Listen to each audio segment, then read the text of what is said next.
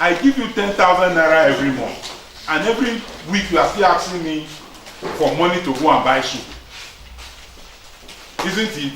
And the man will say, no, the salary I have, I receive 20,000 and I have other things to do. After they have quarreled, they have fought. Later in the evening, they will sit down. The woman may come and tell the husband that, okay, since you are complaining that this money, I'm spending too much money, can we negotiate an agreement? Now, henceforth, all you do is, you will buy all the food and come and put in the house. Are you getting it? Yes. Don't give me 10,000 again. Buy everything and come and put in the house. Once you have finished buying everything, give me the money you are supposed to give me so that I will be buying soup every day. That is negotiation. There is nobody, both of them are trying to negotiate a settlement. The husband may say no. He may bring his own proposal. They may talk over it and in the end agree on something. So they have succeeded in negotiating a settlement without a third party. Now there is another type of negotiation. That one, there is a third party. The third party is sitting there, but he's not going to tell you the decision that you should take. He's there like an observer. He's observing, he's guiding you people. So that, because sometimes in trying to negotiate between two of you, you know, I talked about husband and wife negotiating. It sounds very simple. But sometimes in trying to negotiate, there will be another fight. You may negotiate directly with the other person. You may hire an attorney, you may hire a lawyer. Sometimes you may bring a lawyer to come and sit down and listen to the negotiation. It doesn't mean the lawyer has any role to play. He or she has come in as a third party. You may hire an attorney to negotiate directly with the other side on your behalf. There are no specific procedures for negotiation. This is not a court of law where they begin to tell you what you should do, how to file a case. No, for negotiation, there are no specific, it is not cast on stones. Negotiation here is not cast on stones. It is flexible. As both parties are talking, the place becomes rowdy, isn't it? And if care is not taken, the conflict may further aggravate. So it is advised, and that is why sometimes it is good to have a third party. So that when he guides, he ensures that, no, this one talks first. When this one is done with his position, the next person is allowed to talk. So that, there is no conflict, additional conflict in the process. It is flexible. There is no specific place for negotiation. It can be in the church. It can be in your own house. It can be outside a tree. It can be in a boardroom. It can be in an office. It is flexible, depending on how you people agree. Sometimes when there is a conflict and they want to negotiate, some persons will say, isn't it? And so you have to agree on where to go and negotiate. Both parties must resolve that if it is so place, yes, we will go. So at least both of them should agree. There should be a consensus as to where we can meet, disagreeing parties can meet to resolve a conflict. The first method, we are told, is the first method of choice for problem solving and try to reach a mutually acceptable agreement. If no agreement is reached, there are times that no agreement is reached. You may pursue any other option suggested. We are going to look at the other option. When no agreement is reached, when no settlement is reached, you may opt for other options. Stage of the conflict before a lawsuit. Before a lawsuit is filed. So this is the first step. This is the first approach in trying to settle a conflict. They have this negotiation method has its own, advantages. It has its own benefits. One, we are told that it is voluntary. You are not forced. You have a disagreement with somebody and you think that no, there is need for us to, discuss and agree. I use negatively. Who in higher So it is always better to have a private and confidential settlement. It is quick. It is also quick and less expensive. It is quick and less expensive. Because by the time you begin to follow, especially the approach of going to court, you have to employ a lawyer, isn't it? You have to pay the lawyer. Every day the lawyer is going to court, you have to give him money. So it is more expensive. And sometimes the matter may drag in court for 10, 15 years. As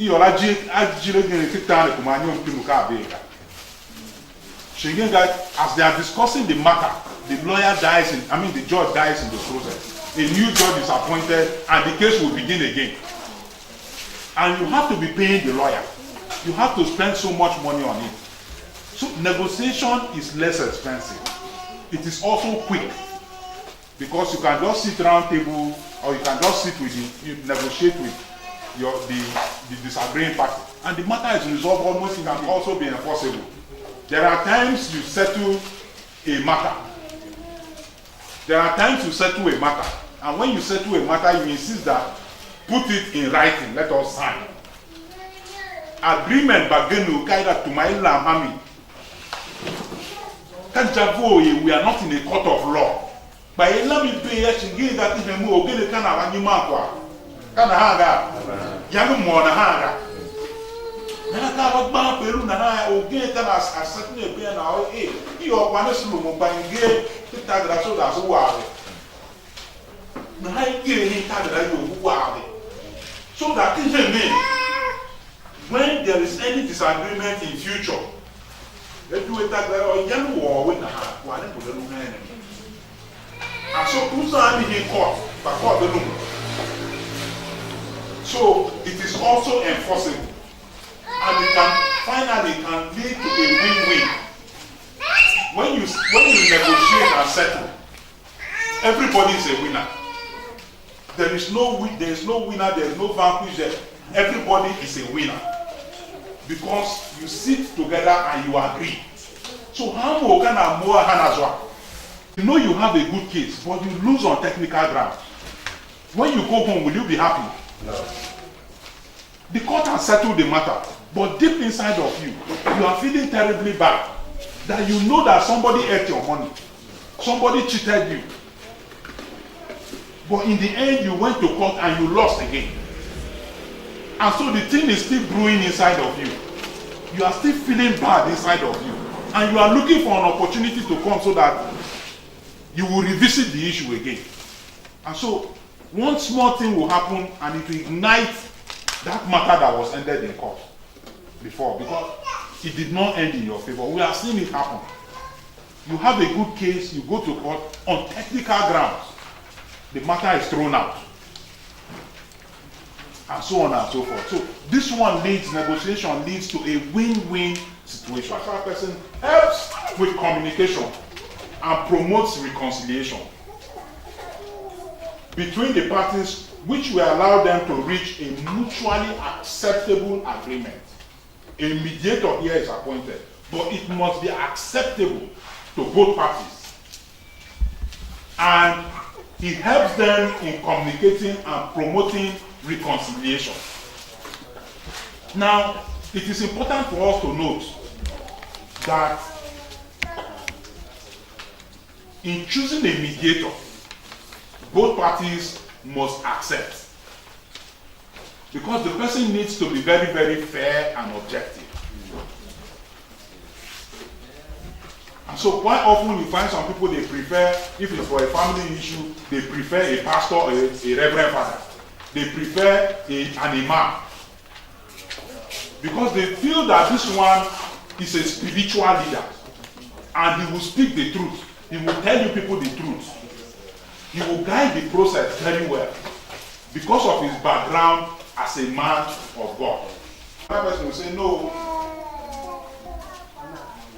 For instance, when husband and wife have a problem, the wife will say, my father will come and mediate. Do you think the father will be objective? Quite often, the father may not be that objective. Some may be, but some may not be objective. If the husband said, okay, I'll bring my father or my mother to come out, the wife may say no. He prefers or she prefers an independent, somebody that will be more objective. Next step, if negotiation fails. Once negotiation fails, the next step is to have a mediator. Because we said in negotiating, both of you can sit down without a third party. If that one fails, you now bring a mediator to come and see how he can broker a truce. How the mediator can broker an agreement. And so a mediator does not make a decision. Listen very carefully. A mediator does not make a decision, nor force an agreement. The parties directly participate and are responsible for negotiating their own settlement or agreement. Even though there is a mediator, the mediator does not force an agreement. He does not compel you people to ensure that in the end, because you are trying to find lasting peace. And when you are trying to find lasting peace, that lasting peace can only come from the people. And so we are told that the parties directly participate and are responsible for negotiating. To describe the process and the ground rules. Before you start the mediation, there are ground rules. You set out the ground rules clearly. Monitors the process. He sets the ground rules and ensures that both parties keep to the ground rules. That is what a mediator does. To ensure that everybody is carried along, there is fairness, there is objectivity. We are talking. Where it is not clear to me, I can ask my lawyer.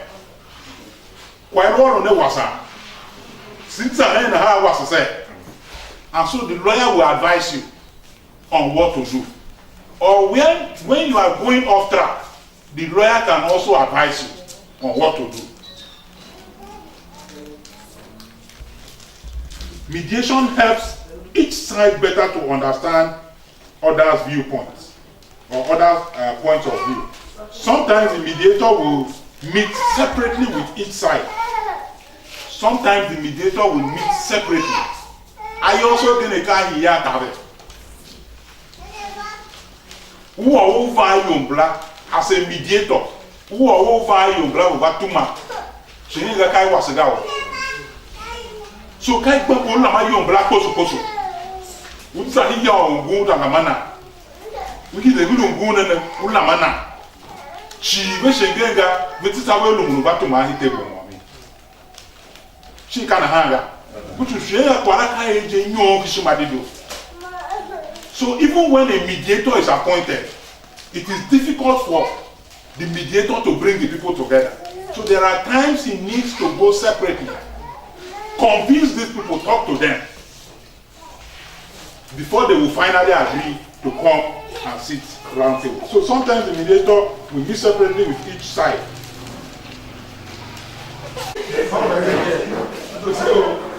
So separate campuses, separate meetings can help address emotional and factual issues. And I also like giving this example, and I get it somewhere else also. There are times that when you are trying to mediate and there are emotional issues, the parties may not want to sit and discuss certain issues. Both of them may not want to sit down and discuss certain issues. Emotional issues. So the mediator may need to go and talk to the woman, come back and talk to the man, and get certain information. Because when they sit down, both of them, one person may be reluctant to say certain things. So the mediator has a lot of work to do. Move it to another neutral country. You invite both countries, a mediator is appointed, because if you ask this country to go to this one, they will say no. If you ask this one to come to this other one, they say no. They will say no, choose a neutral country, all of us will go there and settle. So quite often, you know, the location, this one also is flexible. It can be in the office, it can be where, you know, the mediator and the parties agree that let us meet in so place and settle the dispute. You can reach a solution that might not be available from a court of law, that couldn't have been achieved in a court of law. For example, if you owe someone money, if you are owing somebody money, but don't have that cash to pay, if you may be owing somebody money, but don't have the cash to pay after an agreement has been reached, rather than be sued and get a judgment against you, settlement option could include trading something. For instance, uya onyare, onani yele yosu, or ewo yana nyare. Now yana nyare batumela, mediator batumala hakuala. Now balu mungo ya ola nyare. Now mediator opinion na uwe nabo na hindi na zo nyare kina. Oh mimi ya nyare kina. Mbi nyare kina mbi esa ya kokoni. Ampla ngwe nyare kina ngonga. Na mediator opinion how uwe nabo kibi nyare kina. Nyare ya ngwe miki yoga, ngwe shengwe nyare kina bank. Bangu mamka hashwa miki yoga. Ungu wa niba wa. Ungu mamka hashwa miki yoga. Now mediator opinion na nyare kina ne ka how much. Nyare kila ka dubutundu. Captain Biashua, Lena. How if Biashua can do good, isn't it? Now, mediator no resolve, okay, he can the higher to also Biashua. Now, no young is the matter not settled. And you are supposed to pay with money. So, this one is even more flexible, isn't it? It's even more manageable, it's something that you can manage even better. Because in a court, it is a different ballgame completely. Agreement is rich. It will generally be reduced to writing. Here also, we talk about negotiation, where sometimes when you reach an agreement negotiating, you put it in writing. Also, during mediation, once you reach an agreement, the parties may agree that let us put it in writing. Because tomorrow, somebody will say, no, that was not what I said.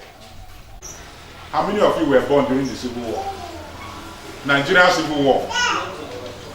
How many of you were born? I'm by own age, you know.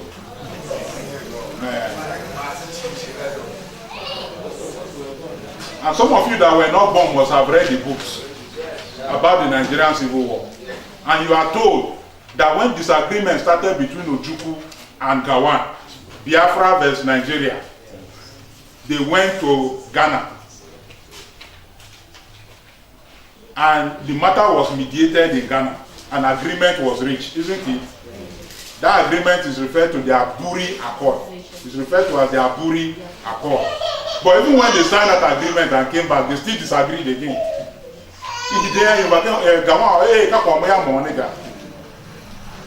In trying to interpret that agreement, everybody was giving his own interpretation. You know, so we are told that even when you mediate sometimes, you may seek to put the mediation or the agreement in writing. This one also, because it has been signed, people were there as witnesses, it can become enforceable.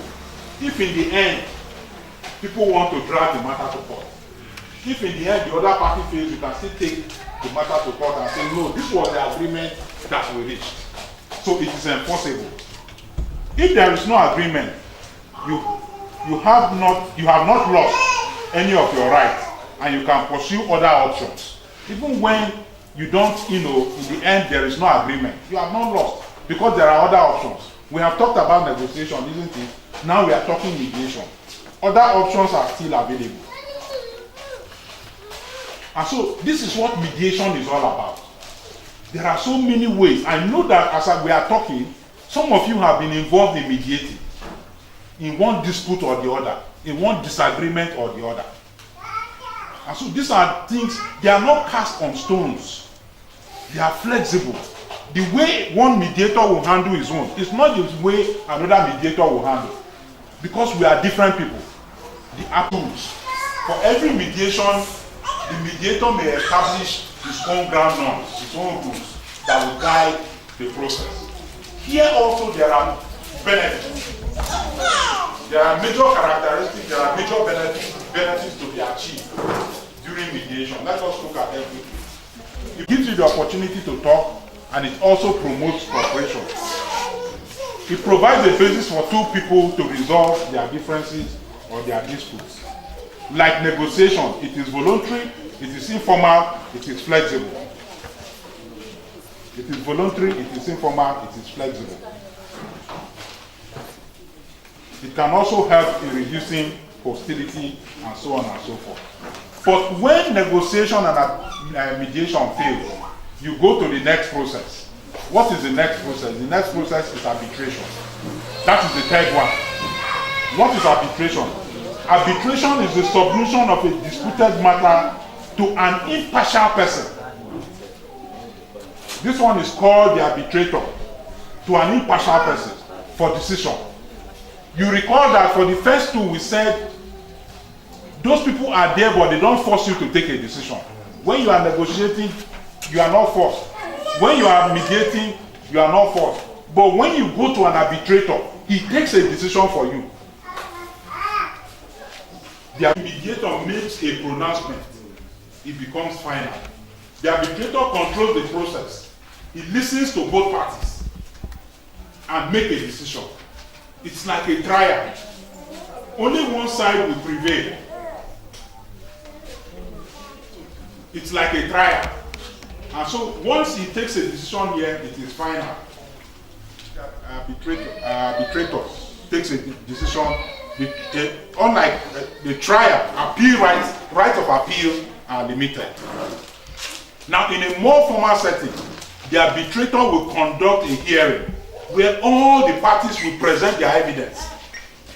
The arbitrator sits like a court. All of you will provide your evidence. You will present it before him through documents, exhibits, and testimonies. And in the end, he looks at all the issues and makes a pronouncement. The parties may agree to, in some instances, establish their own procedures. But what is very important here is that the whole arrangement is like a court. The parties will present their evidence, they will present their documents. In the end, he takes a decision that based on what he has heard, based on the testimonies, based on the documentary evidences, this is my submission on this matter, and it becomes binding. The result can be binding if all parties have previously agreed to, because before you go to an arbitrator, you must resolve that, okay, if the arbitrator takes a decision, I hope all of us will agree. All of you will say yes. Before you go to the arbitrator, you must agree that if he reaches a decision, it is going to be binding to all of you. And so once you get there and he gives his dispute, this is even common with traditional rulers in some communities. Because when they arbitrate over issues and take a decision, it is final. It is taken that the community has taken a decision because the chief has spoken. The traditional ruler has spoken. Here it's limited. An arbitrator's award can be reduced to judgment in a court and thus be enforceable. This one too can go to court and be enforceable. You can read the nitty-gritty that is involved in trying to arbitrate. Who provides the service during arbitration? Many attorneys, other professionals, or professional associations offer their services as a professional body. You need a professional in that area to be an arbitrator. For instance, if it's a disagreement involving the accounting profession, I think you need a professional in that area.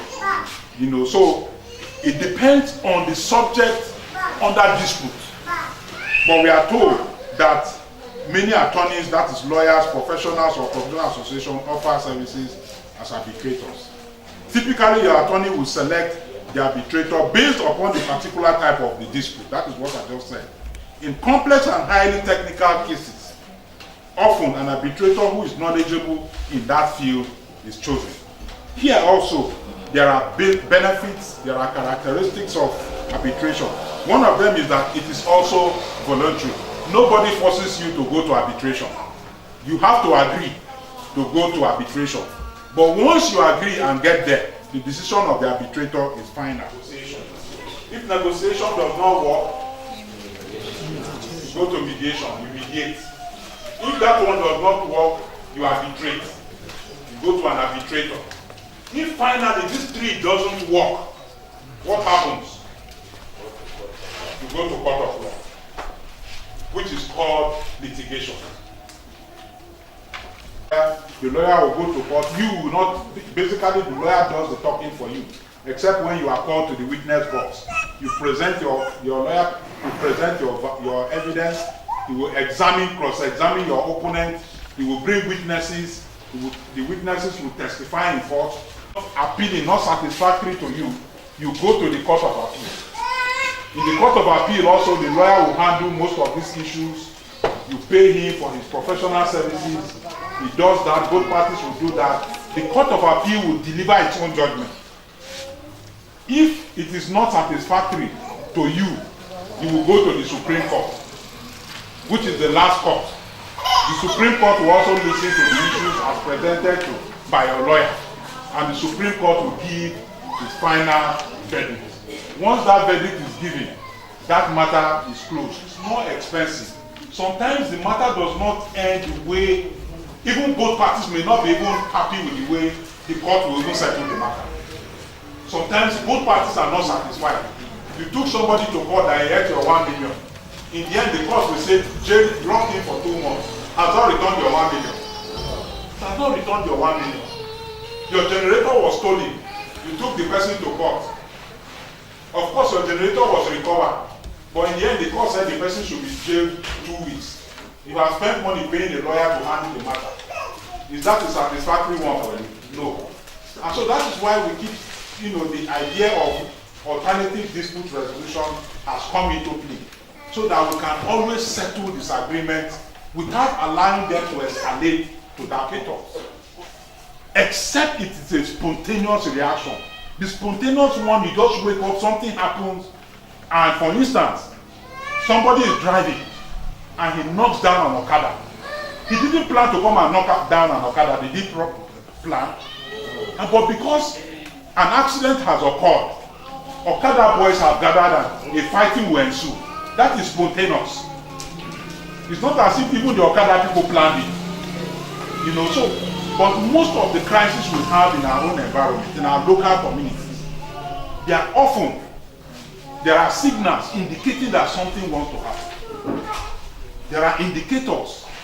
And once you are observant, once you monitor very well, once you censor, as somebody working within the community, you listen to people, you interact with people, you go to church, you attend community meetings. Some of you are market women.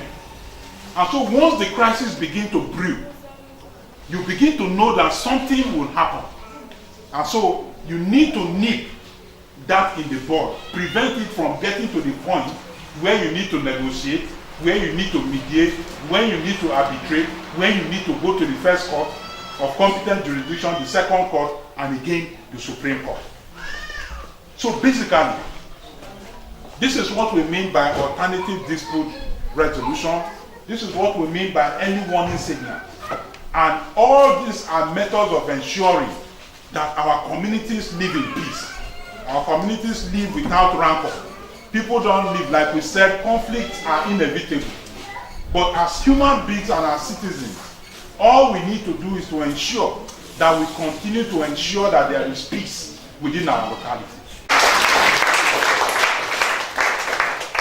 Yes, thank you very much, Dr. Okasi, for everyone. Question and answer. And question and answer, please be snappy. When you are asking a question, summarize it. Don't go to Makodi before you come back to Buruku. Can you still define the difference between observer and mediation? Somebody you invited, like during negotiation, yes, you invited him as an observer. Okay, then somebody like mediation. Then I want to know the difference between these people. More questions, I'll take them. Question, they will take it down. Especially to our guest speaker for his comprehensive analysis of the paper presentation. In fact, some of us, if if we had the opportunity to have the papers while he was going to, I think we would have more questions to ask. But I was able to get just some few points anyway. And I thank Dr. Onoja for always bringing good guest speakers. Yes, we thank you all. In your own forensic analysis, the first one you gave a definition of the dispute, which you said dispute could be defined as two parties desired a goal, especially in a competitive environment where maybe due process is not being followed. So the question I want to ask is, I don't understand the due process that maybe the two parties, or that is not acceptable to the two parties, which actually brings a disagreement among themselves. And at times, to my understanding, because